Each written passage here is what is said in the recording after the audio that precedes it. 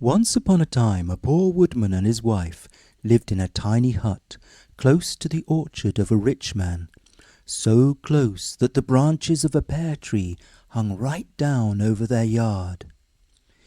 It was agreed between the rich man and the couple that if any of the fruit fell into the yard, the couple would be allowed to eat it. So you may imagine with what hungry eyes they watched the pears ripening and prayed for a storm of wind or a flock of flying foxes or anything that would cause the fruit to fall. Apart from the pears, the couple did not have a rich choice of foods to eat, but they did have plenty of yellow lentils, ghee, and some spices. The wife was particularly good at making the dish called dal. What an appetizing smell it had, to be sure. The woodman gobbled it up as soon as it was ready. But one day his wife said, No. Not until you fetch some dry wood. Off you go. So off he went into the forest and began to hack and saw away at the wood, and with each cut he seemed to smell the savoury dal. Just then a bear came swinging by, with its great black nose tilted in the air and its little keen eyes peering about. For bears, though good fellows on the whole, are dreadfully inquisitive. "Peace be with you," said the bear. "And what may you be doing with that bundle of wood?" "It is for my wife," returned the woodman. "The fact is," he added confidentially, "she has made such wonderful dal for dinner that if I bring in a good portion of wood, she is pretty sure to give me a plentiful portion. Oh, my dear fellow, you should just smell that dal." At this the bear's mouth began to water, for like all bears, he was dreadfully greedy. "Do you think your wife would give me some too, if I brought her a bundle of wood?" he asked anxiously. "Perhaps, if it was a very big load," answered the woodman craftily. "Would 400 weight be enough?" asked the bear. I'm afraid not," returned the woodman, shaking his head. "You see, dal is an expensive dish to make. You need plenty of ghee and loads of yellow lentils and—" Would 800 weight do?" "Say 1/2 ton, and it's a bargain," said the woodman. "Half a ton is a huge quantity," sighed the bear. "There is saffron in the dal," remarked the woodman casually, which wasn't true because saffron is terribly expensive. The bear licked his lips and his little eyes twinkled with greed and delight. "Well, it's a bargain. Go home, Smartish, and tell your wife to keep the dal hot. I'll be with you in a jiffy." Away went the woodman in great glee to tell his wife how the bear had agreed to bring 1/2 ton of wood in return for a share of the dal. That bear will surely be greedy, like all bears, and eat your supper if you aren't careful."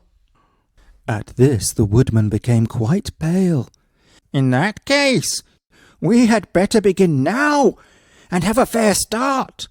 So without more ado they sat down on the floor with the brass pot full of dal between them and began to eat as fast as they could. "Remember to leave some for the bear," said the wife to the husband, speaking with her mouth crammed full. Certainly, he replied, helping himself to another handful. "My dear," cried the husband a little later when his mouth was so full that he could hardly speak, "remember the poor bear." Certainly, my love," returned the wife, taking another mouthful. And so it went on till there was not a single grain left in the pot. "Oh, what is to be done now?" said the woodman. "It's your fault for eating too much," "My fault? retorted his wife scornfully. Why, you ate twice as much as I did." "No, I didn't," Yes, you did. Men always eat more than women. No, we don't. Oh, yes, you do. Well, it's no use quarrelling about it now, said the woodman. The doll's gone and the bear will be furious. That wouldn't matter if we could get the wood. I'll tell you what we must do. We must lock up everything there is to eat in the house. Leave the dal pot by the fire and hide in the attic. When the bear comes, he will think we have gone out and left his dinner for him. Then he will throw down his bundle and come in. Of course, he will rampage a little when he finds the pot is empty, but he can't do much mischief. And I don't think he will take the trouble of carrying the wood away. So they made haste to lock up all the food and hide themselves in the attic. Meanwhile the bear had been toiling and moiling away at his bundle of wood, which took him much longer to collect than he expected. However, at last he arrived quite exhausted at the woodcutter's cottage. Seeing the brass dal pot by the fire, he threw down his load and went in. And then, mercy, wasn't he angry when he found nothing in it? Not even a grain of rice, nor a teeny-weeny bit of ghee, or a little pulse, but only a smell that was so uncommonly nice that he actually cried with rage and disappointment. He flew into the most dreadful temper.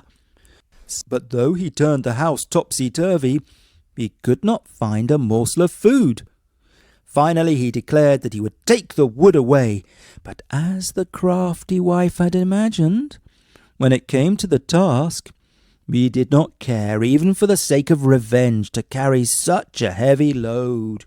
I won't go away empty-handed, he said to himself, seizing the dal pot. If I can't get the taste, I'll have the smell. Now, as he left the cottage, he caught sight of the beautiful golden pears hanging over into the yard. His mouth began to water at once, for he was desperately hungry, and the pears were the first of the season. In a trice he was on the wall, up the tree, and gathering the biggest and ripest one he could find, and he was just putting it into his mouth when a thought struck him. If I take these pears home, I will be able to sell them for ever so much to the other bears, and then I'll be able to buy some dal. I shall have the best bargain after all. So saying, he began to gather the ripe pears as fast as he could and put them into the pot. But whenever he came to an unripe one, he would shake his head and say, No one would buy that, yet it is a pity to waste it. So he would pop it into his mouth and eat it, making wry faces, as it was very sour.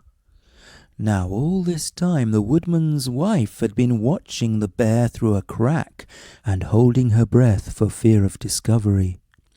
But at last, with the attic being rather dusty, just as the pot was quite full of golden ripe pears, out she came with the most tremendous sneeze you ever heard.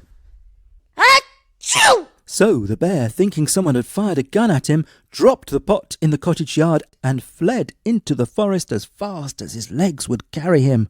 The woodman and his wife got the dal, the wood, and the lovely pears. But the poor bear got nothing, except a very bad stomachache from eating unripe fruit. And that was the story of the greedy bear from the Punjab in India, though perhaps it was the two humans who were more greedy. In fact, I feel rather sorry for that hungry bear.